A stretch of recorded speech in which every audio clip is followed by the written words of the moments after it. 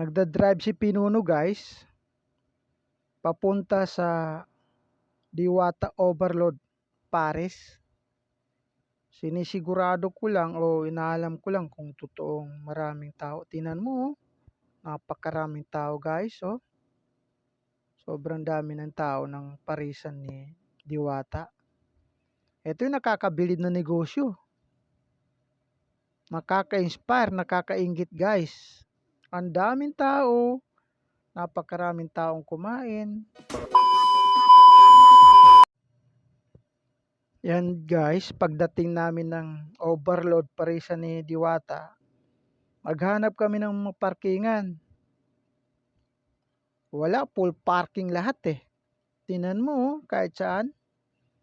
Tsaka tanghaling tapat, napakaraming tao guys.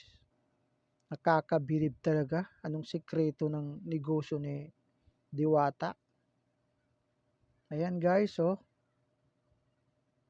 Tapos bumaba pa ako. Tinang ko yung maraming tao at paano ko makausap si Diwata. Ayan guys, bumaba ako. Ayan, bawal pa naman pumarking dyan sa harap. Ayan, Diwata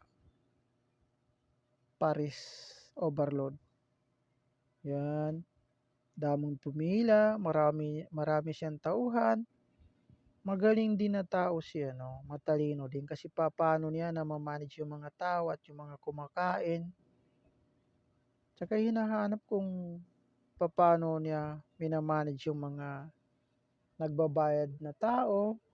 Ayan guys, maraming salamat.